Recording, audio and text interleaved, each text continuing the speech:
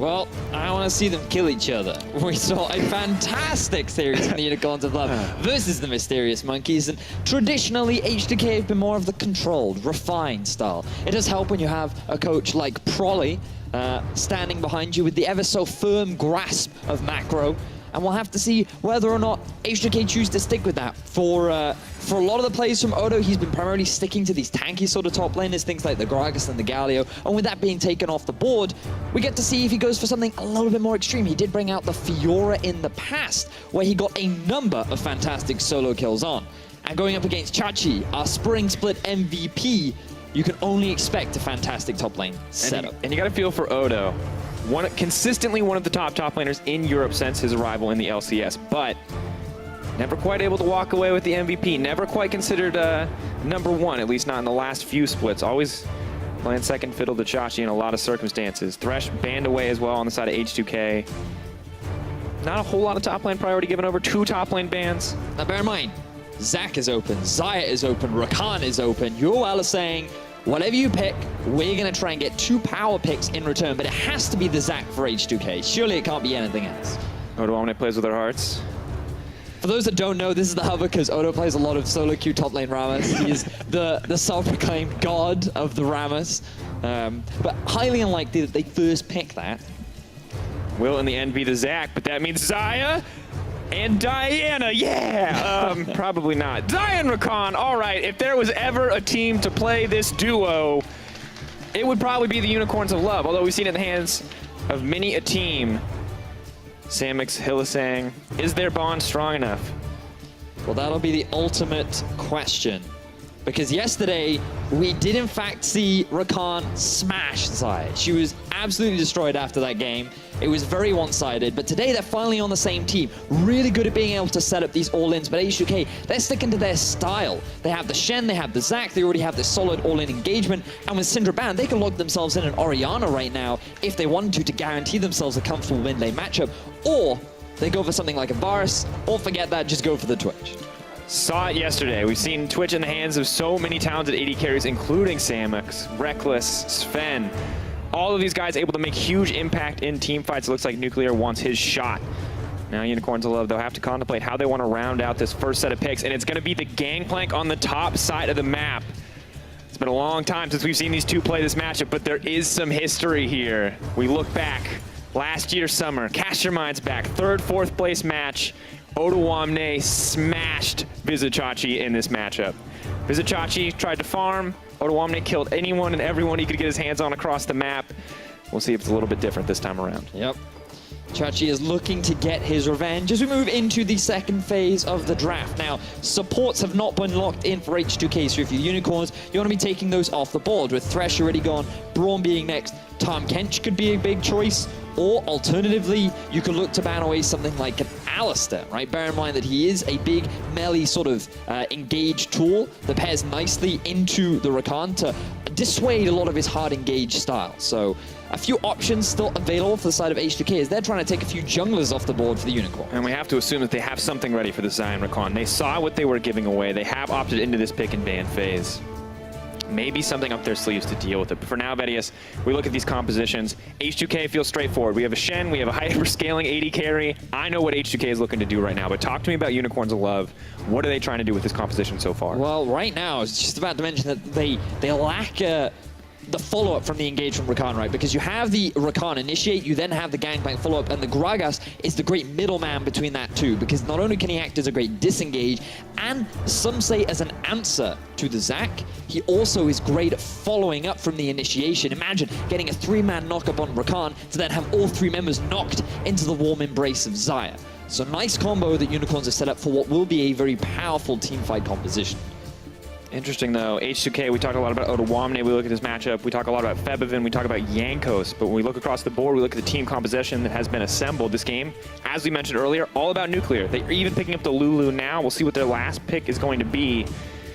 Looks like it could be the Lucian. Of course, Febiven really the only successful mid-lane Lucian in Europe. You can credit Perks with a win as well, but his laning phase was disastrous. So it looks like he wants to try his hands on that once again on the side for H2K. And a common answer we have seen to the Lucian has been Cassio, but you can play Assassins into that matchup too. Or you could just play the safe control mage Victor. That's always an option. I think it fits nicely in with the build, or with the composition rather, that Unicorns have decided to build for themselves, which is very much about team fighting. They can play a sort of 1-4 style, have the Gangplank ultimate to answer any other side lane threat. And in the early game, sure, Exile may very well struggle against Febiven, but their big teamfight damage going up against H2K's big teamfight damage is going to be really exciting, because I think these two do want to fight. I think they just want to get into the thick of things, and H2K is saying, you know what, Unicorns, for too long you have been known as the teamfight kings of Europe. Let's today demonstrate that we can be better than that. And it's good that you bring it up, Betty, because that has been a weakness for H2K, yet this is the composition that they are opting in for. They are ready to take those team fights. They are ready to take that risk to go up against one of the strongest team fighting teams in Europe. And it's just going to be fire with fire here in our first game. It's going to be very, very, very fun. We have two scaling junglers, so perhaps may not be the earliest activity during the early game, but that mid-game spike, ooh, it's going to be so big. Well, we want you guys to get involved. Head over to Twitter, @LO Esports is the place. Hashtag H2K win or hashtag UOL win. If you're an H2K fan, you're going to be hard-pressed. You're going up against the Love Hurts crew, and they are pretty vocal about their support for the Unicorns of Love. So definitely let it be known if you're back in H2K. They need that fan vote. But either way, two incredibly powerful compositions. Will Febiven continue to be the master of the Lucian mid? We will find out here in game one. Unicorns Love chance coming in strong. They're starting up on the red side. It's H2K on the blue. And this is the battle for first. Both these teams currently undefeated in the regular season. 4-0 record is what they both hold. Someone's got to lose today. Objectively true. Objectively true. See what H2K want to do here. We've seen a lot of aggressive level ones across many different series over the course of the week, but it looks like it may just be a defensive start here from H2K. Shields. Shields for everyone. Looks like H2K picking up a pretty common and considerably powerful early game item. Often very effective during the early laning phase. And I think it makes a lot of sense for the side of H2K. And this just echoes back to what we talked about in terms of the slow early laning phase. Because the thing about Lucian is he is kind of that early game snowballing powerhouse that really likes to dominate the laning phase. But against Victor, it can be a little bit obnoxious because he has a fair amount of wave clear on his E, and he actually trades surprisingly well if he takes a point or two in his Q. So I think that for Exile, he should be able to hold his own. The fact that Febiven has decided to go for this defensive start just means that he's trying to mitigate some of the poke that Exile may very well choose to throw at him during the laning phase. And it's just so frustrating often in that mid lane matchup. The Siphon Power, the Q you were mentioning, giving you so much, both the shield, the empowered auto attack, the damage on the ability itself, but have to wait for a little bit. It may not be the level 6 where we see aggression in the mid lane, but at least the level 2 or the level 3 waiting for some abilities in the kit. But they're moving forward. Oh, so much damage. The Deadly Plumage is now coming out. Shay is in trouble. Flash already burned. That's the classic for the Xayah Rakan duo. And it's so much damage, starting with the W on Xayah at level 1, because Rakan, he also gets the added bonuses of that W, which means you get all this bonus damage in. It makes your early trading super powerful, and they're going for it again. Grand Entrance just keeps coming out, and as you mentioned, the Deadly Plumage making these trades in the end surprisingly even, but they are trying to get health pots out of the side of H2K. They have been trading summoner spells, the Flash, the Exhaust down for Che, traded only for the Ignite on the side of UOL. Have to respect the potential here. Twitch definitely needing a few more items before he can scale up. Oh, move forward, move out. So much mobility, especially when paired up with Xayah, simply because of the added range that you get on the E as well. But this is fine for the Unicorns of the bottom lane, because what you're seeing is that, sure, they're trading health back and forth, but you also get a bit of sustain back from the Q of Rakan, which means that every time you go for this trade, even if it's an even trade, UOL will be able to get a bit of their health back and come back out on top later on. Well, for now, Visashachi's getting destroyed. Oh, God, that was not a good trade. Gangplank versus Shen. In theory, Shen does nothing and lets Gangplank farm. That's what we've heard, but in the early game, that might not be the case. Well, it looked like Odo was able to get that early push. He was able to get the level 3, and Chachi had not been able to get himself that citrus that he needed to dodge out on the taunt. So just utilizing that level advantage and the empowered basic attacks that Odo gets just made it extremely difficult for Chachi to be able to trade back. And there's a ward placed here, but Jankos with some clever pathing is just going to set his sights on the camp for now, stretching strikes to clear it out, and Chachi going to be quite safe under the tower. May have some decent damage to those extended trades, but just does not have the burst to tower dive, although may be able to with the help of Zach. You look at these top laners, both crucial to their team's success and both prone to winning the lane here. Visit Chachi, looking for a little bit of a play here, stretching strikes, not going to come out, or it is, but going to miss. Flash now burned. Jankos already with the first successful gank. We have to wonder where Samix is, or where Xerxes is rather, and he's pushing it on the bottom side of the map. And it's a little upsetting that we don't get to continue seeing this 1v1. Odo's saying, you know what, let's try and shut Chachi down. I've had enough of him winning all these matchups, right? Because this year, Unicorns of Love have constantly bested them, and they're going to try and start a snowball down bottom. Or they're going to walk away. Or they're going to walk away. But setting up for the pressure on the bottom side of the map. H2K trying to capitalize on a matchup that they are already winning. The Shen just crushing the gangplank in those early trades, and now Unicorns of Love, same strategy, but on the different side of the map. Using that Gragas, trying to capitalize on a winning matchup, but Jankos spotted out. Means that UOL going to be pretty comfortable to push forward. But yeah, let's backtrack to this top lane matchup, because these are considered two of the best top laners in Europe for a long time. And when we looked back during the spring split, we were like, statistically, Chachi is actually rank 1 and Odo is rank 2. And Odo was very vocal about saying, like, you know, stats aren't everything, guys. Just because you're statistically #1 does not actually make you #1. And then at the top of the day, we heard how H2K as a team, they were disappointed. They got 3-0'd by Fnatic, and it was UOL who was in the final. And for H2K, and especially Odoame, he has been trying to prove to Europe that he is among, if not the best top laner in Europe, even though statistically, during spring, he finished 4th out of all top laners. So he's definitely got something to prove in this matchup. Definitely a strong way to start. Take down the former king, the MVP of last split, if he can find the opportunity. But may not be about the top side of the map, may not be about those solo kills. We have a Shen, and that means the bottom side of H2K is now set up for success.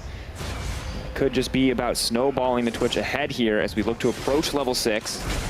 Level 5 coming in for Odoamne, coming in for Chachi as well. 6 is going to be coming in the mid lane, and this is usually the big breaking point in these games, when we start to see action coming in from the junglers. And now just bear in mind that you can see a very early sheen coming out from Chachi, right? The reason for that is it gives you just a slightly earlier power spike to help trade against the Shen early on in lane, so you can have a little bit more of an impact. And the problem with this is you lose out on sustain because you decided not to go for the corrupting potion, but it allows you to get that Trinity Force sooner, which is really where Gangplank can shine. Febiven getting the early level 6 means he's going to have the aggression in the mid lane. Doesn't need the early power spikes here, just going to pick up the Vamp Scepter for himself. And Exile given a lot of respect over, opting for the early Seeker's Arm Guard. So definitely interesting itemization across the board for UOL. Yeah, the fact, because typically you want to get that early Hex Core as soon as possible, because your real wave clear comes from once you've upgraded that Death Ray. Because then really all you have to do is wave clear and then leave. And it's super easy for Victor's, like his trading pattern is super easy. But instead, as you rightly said, Exile just showing a lot of respect and saying, you know what? You're actually trading really well during the laning phase. You're really trying to get in my face. I'm going to mitigate as much of your snowballing potential as possible and just get myself some early armor to, you know, to limit that early power. We have to be honest, Victor, a more reliable team fighter as we move later in the game. So much AoE damage in the kit. So maybe a little bit of a pressure on Febiven to find some leads here in the early game. No support from the junglers quite yet, though. Once again, attention has been on the top side of the map. But a pretty calm early game. Not the team fight stage yet, but they may look to change that. Hillsang goes in and out. Battle Dance, the double stacks, making it easy. But Nuclear definitely getting the beneficial end of this trade. Ooh, so much damage on the expunge there. Unicorns Love just bite off a bit more than they can chew. And notice every time UOL go in, their focus is on the Lulu. She had some nerfs a while back, which means that she's just so much squishier in lane. It is super easy to just pop her. But if you fail to get that kill, that means that you no longer have any disengage tools, and Nuclear can just freely hit onto your face, which means that you end up losing in the trade overall. And even though you've got yourself an early BF sword, Nuclear's got himself that Vamp Scepter, so he can just keep the sustain going. And now UOL, after getting forced back, they're very mindful of this roam for H2K. Exile moving forward. Shen gonna be, ooh, goes in, but surprises a Zach. Moving forward, dealing out decent damage to the Victor. They're looking for a little bit more. They try to pull him back together. Xerxes going to have to run, and that's first blood coming in for H2K. And it was just Unicorns of Love trying to respond to Jankos moving down to the bottom lane. They saw the dive happening, and Xerxes and Exile wanted to be there to help. But this is the power of Zach coming in from effectively nowhere, because they didn't have vision. He has 3 points in his Elastic Slingshot. He has a huge amount of range, and he just pops out with the Shen ultimate on top of Febiven 2. That 3-man unit, there's no way you're going to get away from that as a Victor. And just look, there is no vision here for the Unicorns of Love. They cannot see this really good flash from Exile, but once your flash is gone, there's nothing you can do when a Shen is hand-delivered to your face, making it for a very easy kill. And we look at it as exactly a start that H2K wanted to get, using the power of that Shen. We've heard Deficio say the first 2 Shen ults. You get those first 2. Yep. You win. That's it. That's the power of the pick. You set it up, and it's all too easy moving out from there. And I like this as well coming in the top lane for Ottawamne. We see him working towards that Tiamat, but double longswords. He is happy to just keep trading with Vizicachi when he gets the opportunity. I noticed as well, the Gangplank ultimate was used in the lane so that Chachi could go back, which means that he couldn't assist his teammates out during this bottom fight, along with the fact that Odo was able to use his ulti down and get back into lane without actually losing anything. He's still slightly ahead in terms of the farm. And this is a great situation for H2K to be in, because he's been able to get himself the early Ninja Tabi. This is going to make his laning phase a little bit easier, and Febiven is going to start snowballing slightly ahead of this Victor so that he can exert more pressure later on. Well, the fights are continuing to go forward. Chachi trading back and forth. Trial by fire, giving it a little bit of extra damage, but now we have to focus on the mid lane. Battle Dance goes in. He goes in and cancels the animation. That's a clean dive moving forward, but they don't have the damage. Che, the clutch roam coming in to save the day. Beautiful read from Che, recognizing that Hylissang could come for a roam, and if it wasn't for Che's ulti, that was guaranteed to be a dead Febiven. Good response from H2K to keep their mid laner alive and make sure that that early snowball doesn't go to waste. TP goes back onto the top side, but Vizicachi may just be walking into the waiting arms of H2K. Jankos charges up the Elastic Slingshot, leap forward. Vizicachi going to try to cleanse this one out, but the Stretching Strike's pull him back in. That's the chain CC. Let's bounce back into that creep wave, baby. Vizicachi taken down yet again. Or for the first time, rather, there. Just clean plays coming in from H2K. And this is why you ban Zach. He is just so good at finding ganks in the early game and setting his laners up for success. Like, that is 2 tanks killing the Gangplank. He is not that tanky top laner. He is super squishy, and it makes it so easy, but they want to try and respond on the bottom. Have to be careful. Feathers coming out, just doing a bit of damage onto the tower. Vedius, what do you do when you eat the oranges and it's not K? You get very sad. Really sad. Okay, fair. Well, luckily there's some trading, so I don't have to stop talking during that moment, but Unicorns will continue to trade back and forth in the middle lane. I was looking for, like, it only happens with Zach, maybe a little something like that. Look, I'm not a massive orange eater. I'm more of an apple kind of guy, and they're always good. Okay, I guess this is a fruit cast now. I guess we're talking about fruit preferences. Well, Febiven, lead forward. We'll find out what Yanko wants to do here. Just going to make some guys kiss. And he's going to take him down in the end. H2K are actually just cleaning house with the Unicorns of Love, but Hylissang wants to keep the ball rolling. Samix leaping forward. Where is the Feather Storm? Not going to be needed. Samix, though, has to be careful. TP does get canceled in the end. Unicorns of Love are firing back. And it ends up in a 1-for-1 trade. Unicorns of Love, they end up losing their mid laner, but they do get some kind of return kill down the bottom side. But in terms of pressure, H2K utilizing this Shen ult beautifully. I love the fact that whenever it is up, H2K are going, let's make a play, let's make a play, let's do something on the map.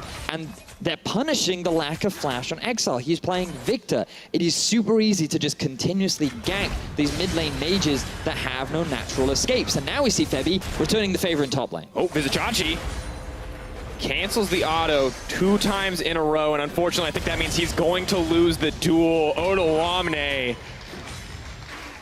This is supposed to be GP free farming into oblivion, Vedius. Ottawamne is not having it. He has the kill pressure in this laning phase, and he is just crushing Vizicachi on an individual level. But now it's going to come down to Xerxes. Can he stop this Rift Herald? Looks like the answer is yes for now. Exile was moving up to support.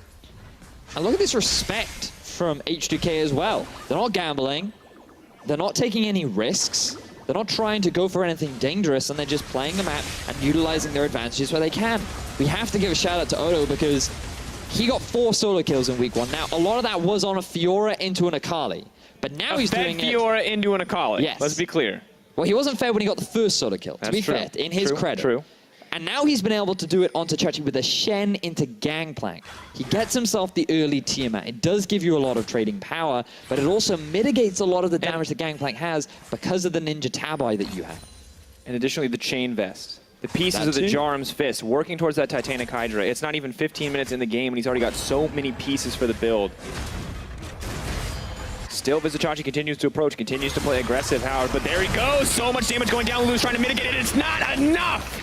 Rakan and Xayah, so impossible to deal with. Simply not enough shielding. And the rat is exterminated. Samux and Hylissang finally set up the play. They don't focus Che down. Instead, they focus the AD carry, but Jankos wants to answer. For a little bit more, Stretching Strike's going to connect. Where is he going to look to launch it back? 2 targets together, but a lot of damage coming in. Odoamne now continues his pressure on the top side. That is a 2-level advantage. Vizichachi going to eat some oranges, going to walk back. Odoamne just takes a crushing trade. So annoying. Oh, Noah saying?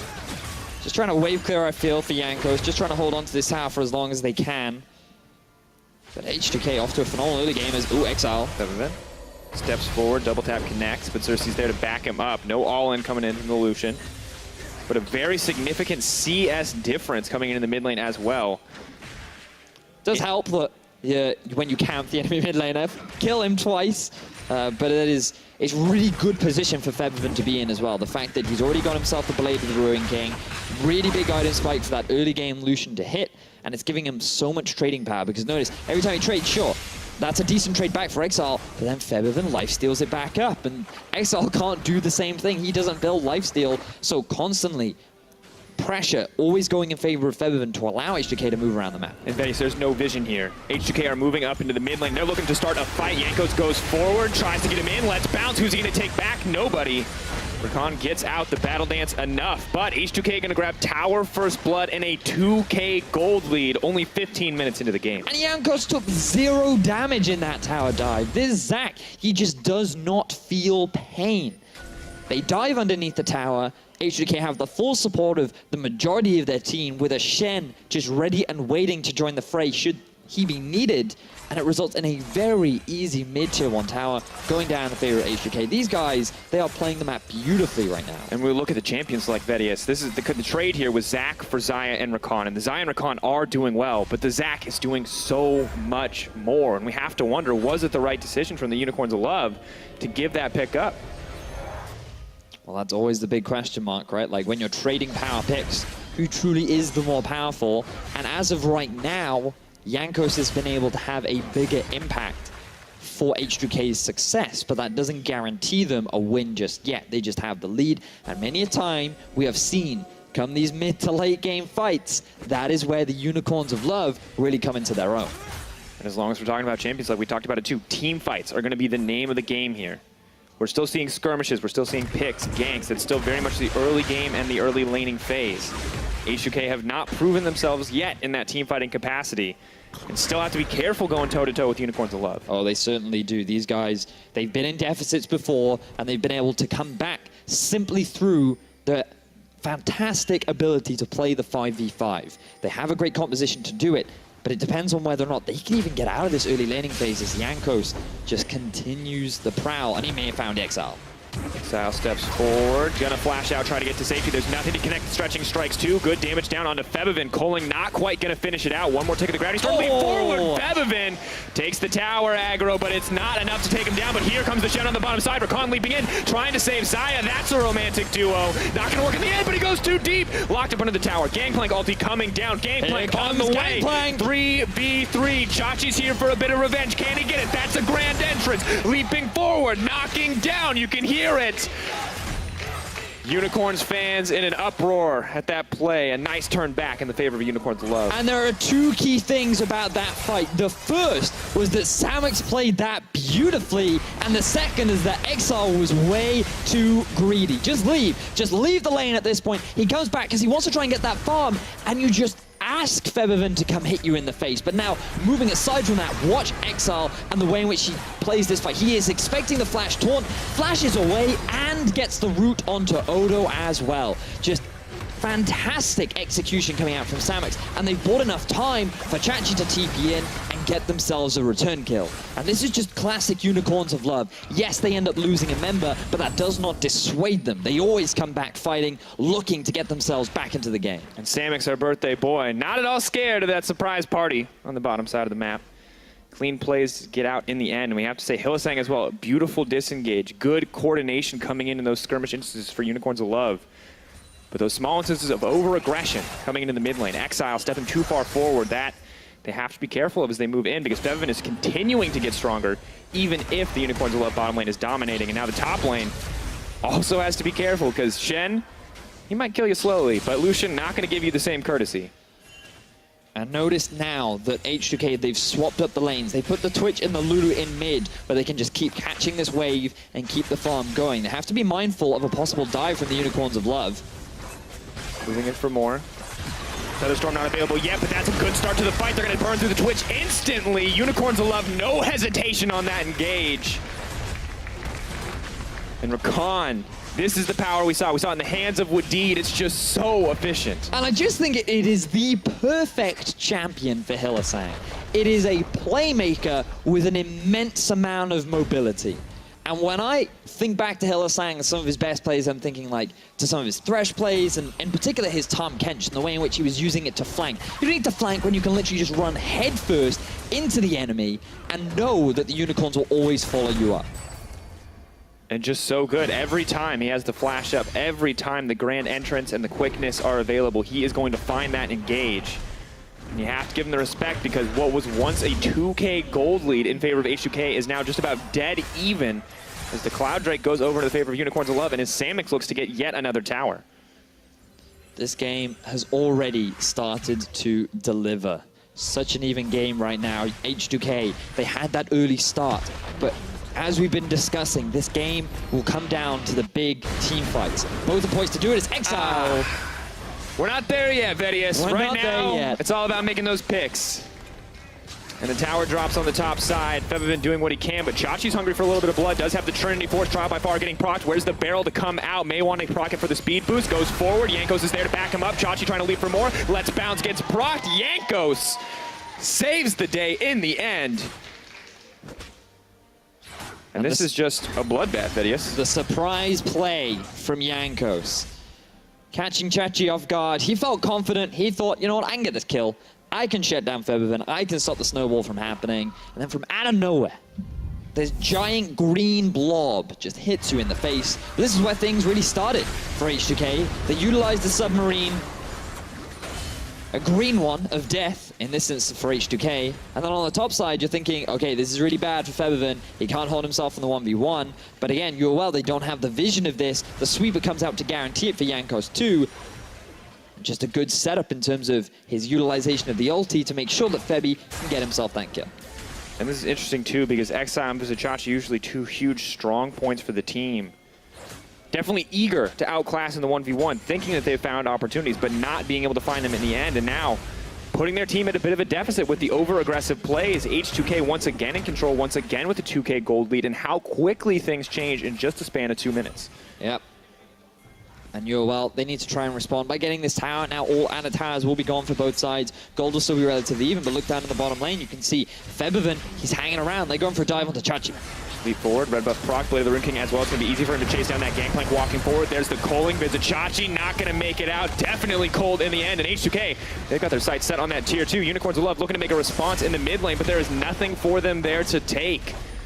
H2K solo laners just strutting their stuff right now, moving as a two-man unit to just keep the pressure going, get themselves another tower, and well, they don't have an answer right now as H2K continue their control over the map and extend their gold lead. And Febiven's just going to keep pushing bottom there for a second, pushes the wave up into the tower. Unicorns of Love now trying to get some control around the Baron pit, but they're not strong enough to take it right now, so they have to back off. And the gold lead continues to grow, getting closer and closer to the 3K point, and H2K definitely winning out so far. And this is just really good setup from H2K. They know how strong Febiven is. They know he can win the 1v1. Chachi doesn't have the flash. There's not much you can really do as a gangplank. You tried your best, but even with the ulti, there was a Shen ulti on top of that too, so the likelihood of you actually killing Febiven was just far too low.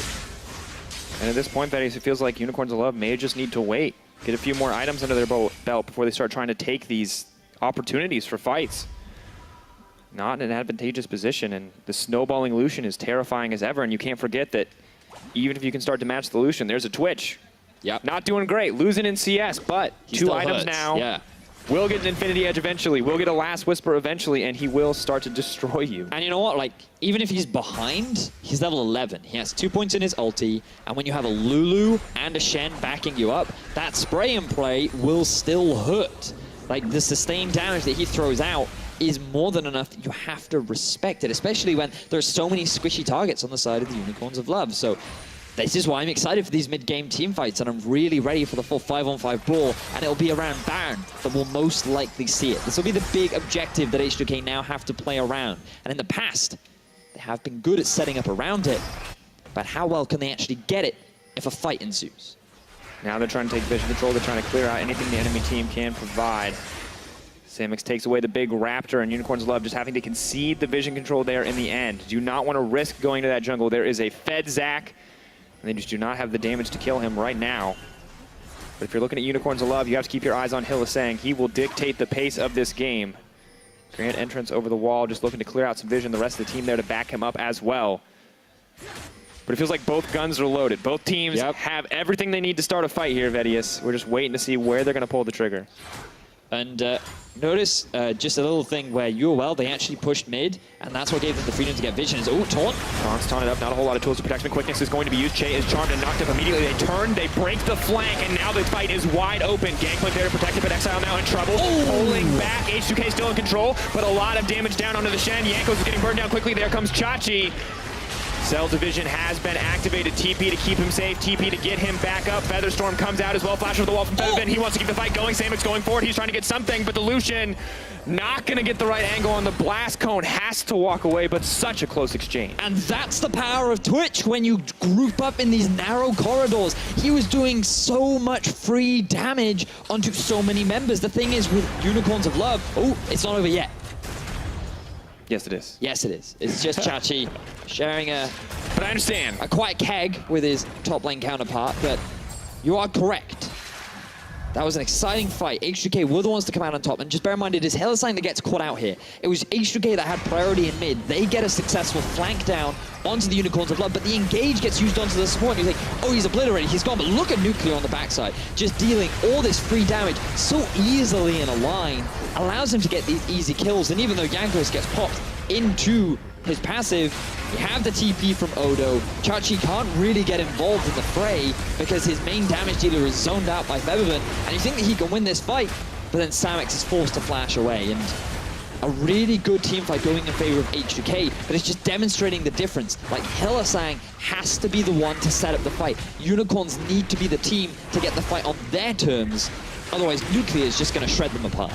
And we heard it from Sven on the desk. Oftentimes, Samix is the man to go unnoticed in those fights. And I don't know if he went unnoticed, but either way, he's dishing out a ton of damage there in those exchanges. The feathers making it so easy for him to hit multiple members of the H2K lineup. But here it is, Vedius, the arena you asked for, the Crucible. Baron Pit up. The main objective going to be focused by both sides. And look at this, classic Unicorns of Love, just grouping up as a 5-man mid. Odo looking for a flank. Let's see if UOL can force the fight. So Chachi running forward, getting a lot of damage down on the Che. Gangplank alt used, flash burned out. Chaos Storm going forward. Feathervin getting good damage back with the culling. But just an exchange of cooldowns, not the hard engage from either side. But bear in mind, top is pushing in favor of the Unicorns of Love. The bot is in fact slowly pushing in the favor of H2K, so this will give the freedom for H2K to reclaim vision control around the Baron area because someone from UOL has to go and answer it. Chachi's TP is down, he's 2 levels underneath his top lane counterpart, and his ultimate is unavailable as well. So H2K, they have full control right now. Wait, forward, Feathervin going to start the fight off, but the Twitch is doing so much damage from the backside, you can't forget about him. Samix not ignored this time, he gets deleted instantly, the quickness comes out, but he might not be quick enough. H2K just crushed through 2 members. The damage threats on Unicorns of Love are deleted, and they may set their sights on that Baron Pit. The Unicorns of Love, they stuck around mid for too long. They were too afraid to concede all that vision around the Baron, and that just bought enough time for some cooldowns to come back up for H2K and for them to just reignite the fight. No ulti on Exile, no ulti on Chachi. They felt confident. Can Suicide get the steal? Samix Cersei rather.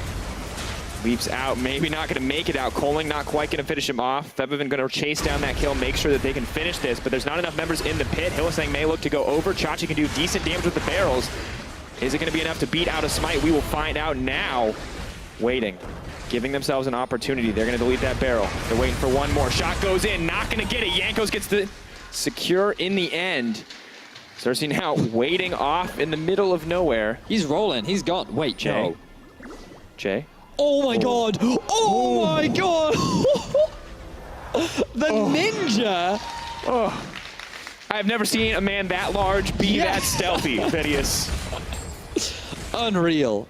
Well played, Cersei. But they still lose a Baron. Yeah, they still lose the Baron, guys. We're all excited about the escape. Reality check for a second. H2K, this was a great fight for them. Nuclear comes in from stealth, Odo comes in from one flank, you have Jankos coming in from the other, and it's so easy to get that collapse down onto Samux.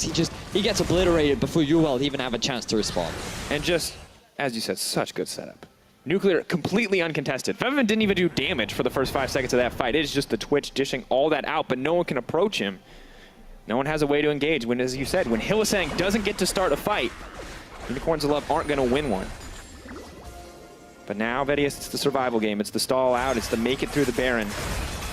The Unicorns of Love, one of the few teams we've seen take fights against an opposing team with Baron buffs. Take those big risks. Very often they pay off.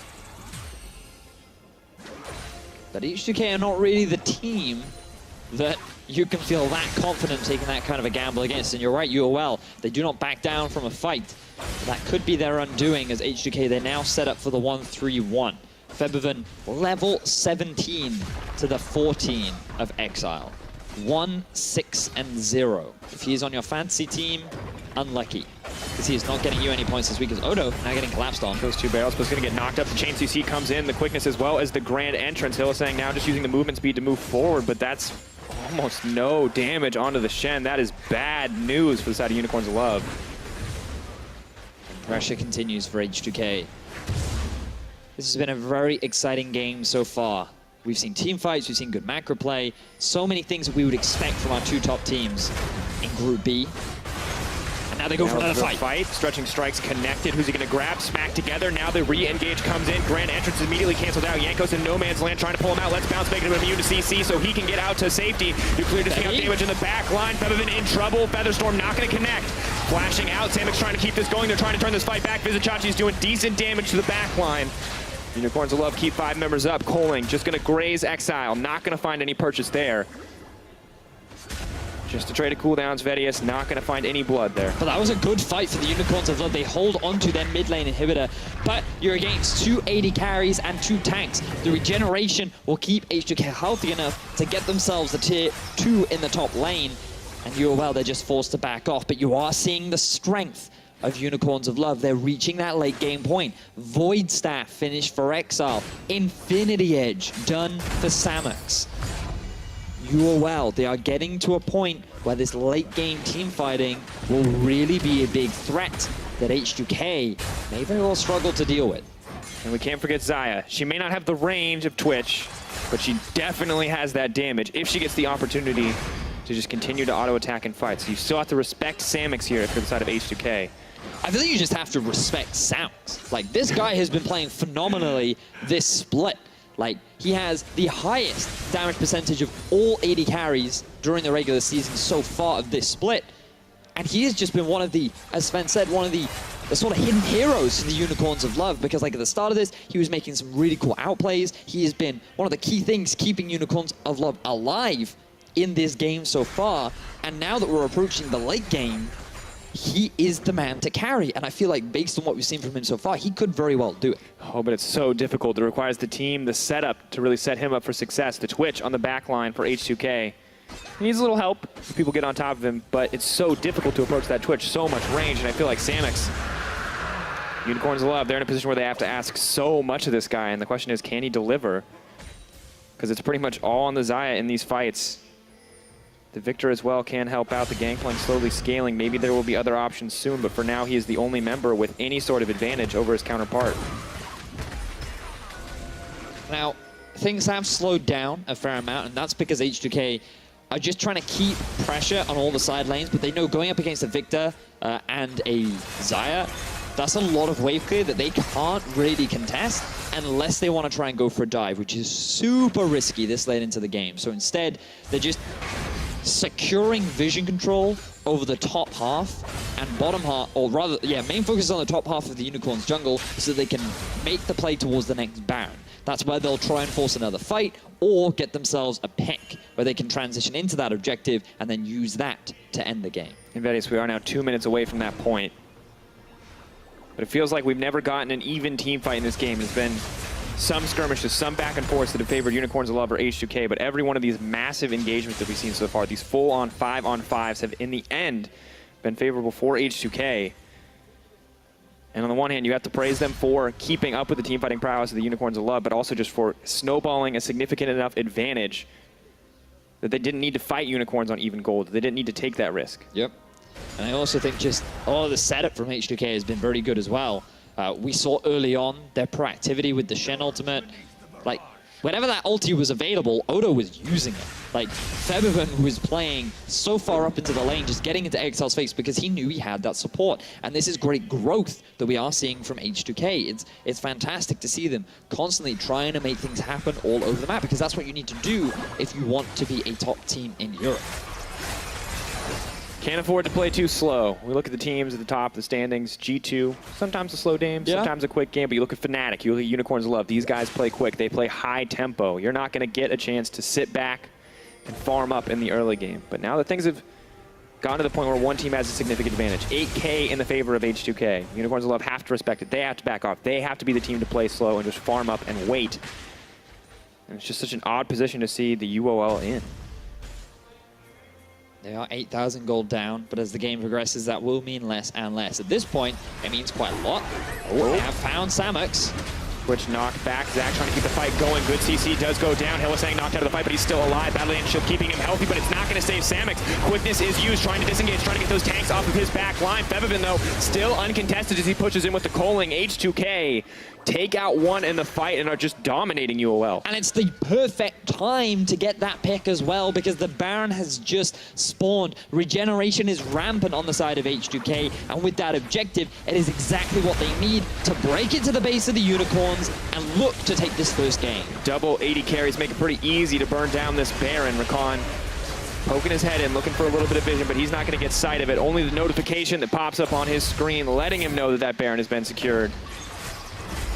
This is just very unfortunate for Samux. He was not expecting the submarine, even though it's happened multiple times throughout this game. This is the proactivity that we were talking about from H2K. They weren't resting on their laurels. They weren't waiting around. They knew when Baron was respawning. They knew they had to make something happen. They saw Samux, the one carry that could turn it around for UOL, slightly out of position, and they immediately go for the jugular. Great play from H2K. Now they're looking to try and end it. And you have to wonder, Samux, he has all this aggressive itemization, but maybe needing a QSS at this point in the game. And you can see on the opposite side, H2K, despite their leads, building these items, giving that respect over to the opposite side, not wanting to risk getting locked out in these fights. And right now, UOL are just getting choked out here in this game one. Has to feel good when you're H2K. 1-4 in the spring season was the record in games for the side of H2K, only finding one win. And this is a good look for the team overall. Dominating performances in the solo lanes. Bot lane, yes, suffers, but is now coming back big, Vedius. And UOL backs against the wall. Baron buff, minions hitting onto the towers. There's still a lot of wave clear on the side of Unicorns, but now H2K feel confident to go. Nice body slam comes in, but not going to be enough. H2K continue to dish out damage on the tower. Taunt going to go wide. Exile, nice footwork to move out of this. The fight continuing to move forward. There's the Chaos Storm going down, but the Gargoyle Stone Play makes it so hard to kill the Shen. Febiven on the backside. GP all going to be used. Cersei pulled back into the fight. Featherstorm maybe go look for the disengage. Not going to find the snare. Febiven is going to get knocked up. Exile leaps forward, but it's right into the hands of Zach. Let's bounce back into the back line, and down he goes. That's the double kill for Febiven. Add the inhibitor for Zach. And H2K, just no hesitation in these fights. Fearless frontline action for Febiven on this Lucian. 80 carries in 2017. Let's make it a meme. All too easy. Yanko's now running forward. Vizicachi doing his best to run it out, but Febbin is definitely the strongest AD carry in this game. Oh no, it's absolute destruction here. H2K taking their time with it, trying to burn it down, looking for one more kill. Vizicachi versus Febbin. Can he get it? The heal up, not gonna find it in the end. It's just gonna be the Nexus Towers. It's just gonna be H2K with an incredibly dominant performance in that laning phase, finally finding a purchase here in game 1 to take down the Unicorns of Love. Febbin still not going to get taken out, does finally get shut down. That's it, folks. Game 1 in favor of H2K. Very impressive game from H2K. Again, expectations were, will H2K really be able to bring it to the Unicorns of Love? So many times they have faltered. Like, they were able to get one kill, or one game rather, this year against UOL, and since then, they have not been able to defeat them. But now, coming into game 1, they're looking poised, they're looking ready. They're understanding of how to play the map, their draft, their coordination. Everything looks fantastic for this H2K squad. And Unicorns of Love just could not find engages on their terms, could not fight the laning phase on even footing. A few moments where they're too eager to find outplays, where they're not giving the respect over to their opponents. The kill pressure from the Lucian, from the Shen coming in on the top side for Otawamne. But just an immaculate performance coming in from Otawamne. Amazing early game coming in from Jankos. And we talked about Unicorns of Love being that team fighting team. Well, H2K were the team that relied on Jankos to get early leads, and they're the ones who showed it here. Well, H2K strike first against their rivals. Let's check in with our analysts for a bit more on that matchup. Yes, they did indeed. H2K striking first and taking down Unicorns of Love. One game on the board. We want to start by picks and bans because it was obvious that there was a Xayah, there was a Rakan, there was a Zac, a lot of OP picks being left through. But Sven, you said, well, there's actually just a smarter plan out of the entire composition of H2K denying Exile. Yeah, I think that even though they had like the Xayah Rakan trade for Zac, on the team of H2K, they have Zac and Shen and a Lucian. And against Lucian, you just pick mid, right? And then they pick a mage, they play mage against Zac. Mage against Zac are not good because you're immobile and you get ganked very easily. As you saw, he died to every gank and lost mid tower early, which is bad. If you can, something else like a Zed, LeBlanc was banned, but assassins in general are not good against Shen because of Shen ult on side lane, or Shen is good against assassins 1v1 as well. So I'm not really sure what Exile could pick in this game to have much impact. Also playing against Twitch, it's not very easy either for mages, so he has a hard time picking anything useful in this game without dying to Zac ganks or dying on side lane or just being useless on like Zed, LeBlanc, Katarina, whatever he finds. Yeah. And we wanted to look at some of the, early game instances where this actually undoes the Unicorn, specifically looking at the Zac into the mid lane for one of the first kills where, as you talked about, it's difficult with a more immobile mage where you go out, try and get out of lane, and suddenly Zac comes out of nowhere. This time Exile's no flash, and this happens top lane as well. Is there really much you can do other than just at all times think Zac could be ganking I mean, lane? the first thing is that he's playing a mage against Zac, which is not easy. Second thing is that they're trying to have a 2v2 fight mid with Gragas Victor against Zac Lucian, which is not very easy. And then on top of that, Zac and Lucian has Shen ult available. They have GP ult to response, but Shen is much better than GP ult because the shield is the same as damage, and he's going to be there in person, right?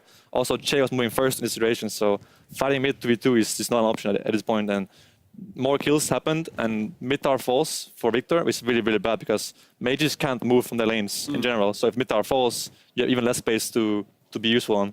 And then the map kind of collapsed once Vizicachi died to a gank from Zac as well, right after that. And then the split push is much easier for H2K because of Lucian winning against GP already. We have seen the top Lucian before against GP, and he wins with Channel even more against anyone. So he has silent priority. Twitch, even though he died in the lane 2v2 to Xayah and Rakan, he's still much stronger than Xayah and Rakan once he gets the Hurricane, the Blade of Ring King.